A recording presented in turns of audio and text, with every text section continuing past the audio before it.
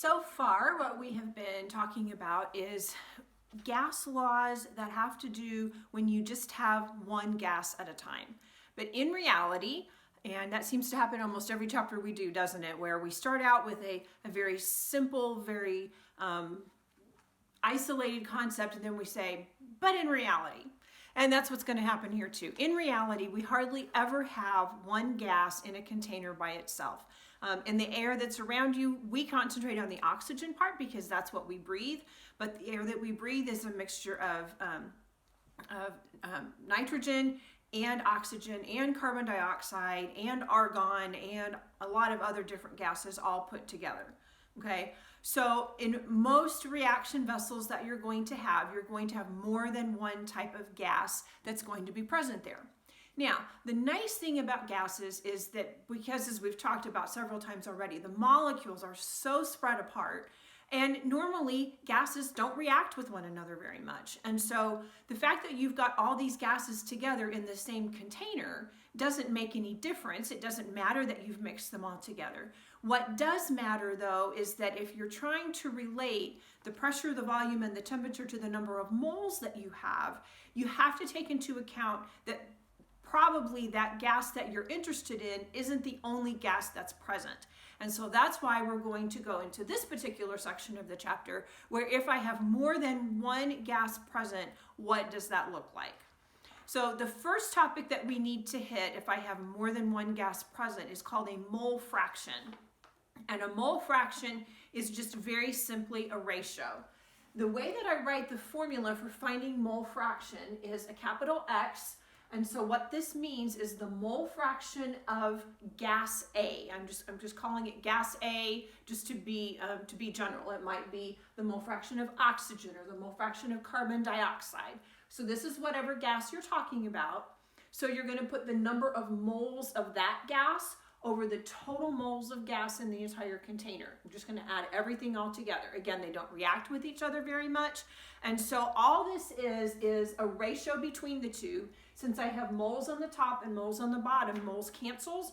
And so mole fraction is actually a unitless number. Okay, so let's look at the first sample problem that I've given you for today, and we're going to practice calculating a mole fraction. So this says a gas mixture contains 40 grams of carbon monoxide and 10 grams of nitrogen dioxide. What is the mole fraction of each component in the mixture? Well, I've started out with grams, so the first thing I'm going to have to do is convert both of those to moles. So if I have 40 grams of carbon monoxide, so that's CO, I'm going to convert that to moles. So in 1 mole of carbon monoxide, I have 28.01 grams of carbon monoxide. And if I put my glasses on, I'll make sure I won't make any silly mistakes here. And that's going to give me 1.43 moles of carbon monoxide. Okay. I'm going to leave a little bit of extra space here. If you're copying this down as you're watching, just so I can put the mole fraction underneath it. So that space is being left there on purpose. I also have 10 grams of NO2, and I need to convert that to moles also. So I have 1 mole of NO2, and that has 46.01 grams per mole. Okay, and then if I divide that out, that's going to be 0.217 moles of NO2. Okay, so in order to find mole fraction, I need the total number of moles. Well, the total number of moles is, I'm just going to add the 1.43 and the 0.217 together.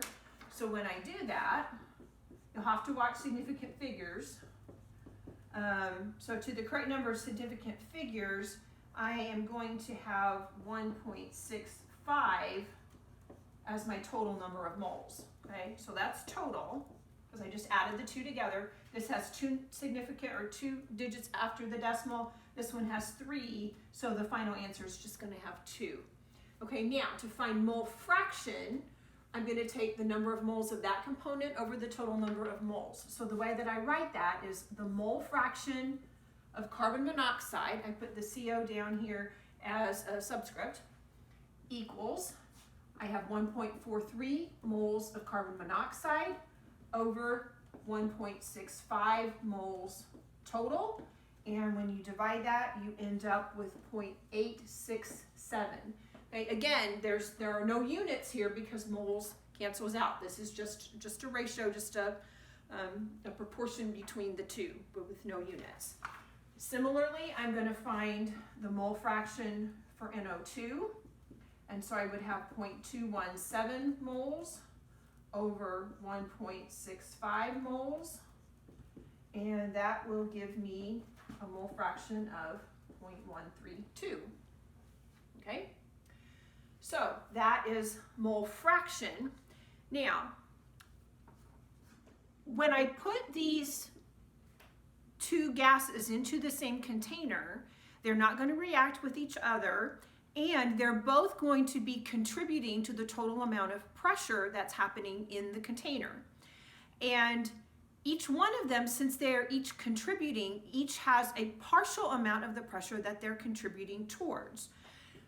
Thankfully, the mole fraction is also related to the partial pressure of each gas, and so the mole fraction can also be related to the partial pressure of one of the gases to the pressure of the total number of gases that is in the flask. Okay, so I can relate the mole fraction to the moles that are present. I can also relate it to the pressure of each one. Okay, now it says the mixture, this is the second problem, the mixture described above is at a total pressure of 1.2 atmospheres. What is the partial pressure of each individual gas? Okay, so I have already calculated the mole fraction. So what I'm going to do is I'm going to just get rid of everything here except for the mole fraction.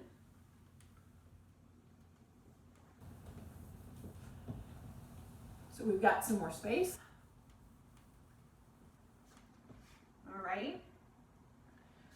So I've got carbon monoxide. I already know that the mole fraction is 0.867, and I know that the total pressure is at 1.2 atmospheres. So what that means is that the mole fraction, which is 0.867, is going to be equal to the partial pressure of the carbon monoxide over the pressure of the total, which I was told is 1.2 atmospheres. So now to find the partial pressure of the carbon monoxide, all I have to do is multiply these two things together, and I will end up with a partial pressure of 1.0 atmospheres for the carbon monoxide. I will do something very similar for the nitrogen dioxide. Since I know that the mole fraction is 0.132, I know that the total pressure was 1.2 atmospheres. And so I'm looking for the partial pressure of the nitrogen dioxide. Again, all I need to do is multiply these two together. So the partial pressure of the nitrogen dioxide is going to be 0.16 atmospheres. Okay, and again, you can check yourself. You know, if I add 1.0 plus 0.16, that gives me 1.16, which is going to round to 1.2. So they should add together. They're very much an additive type of compound. And you also should have seen in your book already that Dalton's law of partial pressure says that if you add up all the pressures of the individual gases, you will get the pressure of the final gas. Okay? So we have one more problem where we're actually going to use that idea as well. So once again, we will get rid of this. We've got some space to work here. If you look at the bottom problem, it says a gas mixture contains 456 torr of oxygen, 112 torr of carbon dioxide, and 501 torr of nitrogen. What is the mole fraction of each component in the mixture? Okay. I do want to point out that whatever unit your pressures are given in, you can just use whatever pressure you're given. You don't have to convert it to anything specific. The only key is that they all have to be the same. Okay, so we've already said the pressure is additive. So the total pressure for this mixture is just going to be the 456 for the oxygen plus the 112 for the carbon dioxide plus the 501 for the nitrogen. And so if I add that all together, that's going to give me 1,069 torr, okay, of pressure. Once I have the total, it's very simple to find the mole fraction because I'm just going to take the partial pressure and put it over the total. So for the oxygen, I know that the partial pressure of the oxygen was 456 torr. I'm going to divide that by 1069 torr. And if you want to write those units on there, they are going to cancel out when you divide. So the mole fraction here is going to be 0.427 for the oxygen. For the carbon dioxide, we're going to do the same thing. For the carbon dioxide, I had 112 torr, and I'm going to divide by the total, 1069. And when you divide that up, that comes up to 0.105. And then finally, I had a mole fraction of nitrogen dioxide. I'm sorry, not nitrogen dioxide, just plain old nitrogen. Mole fraction of nitrogen was 501 torr over the total of 1069. And when I divide that, that gives me 0.469. Now, if you're calculating a series of mole fractions, what you need to make sure of is that you need to go back and add all of those together, and when you add them together, they should add up to 1. So 1.000, you may have a 1 down here. It may be slightly off. That's okay. So, but you just need to make sure that they add up to 1, or 0.999 needs to be really, really close to 1 to make sure that you haven't made a mistake there. Okay? So in the next video, we will have one more application of partial pressures, and then this chapter is almost done.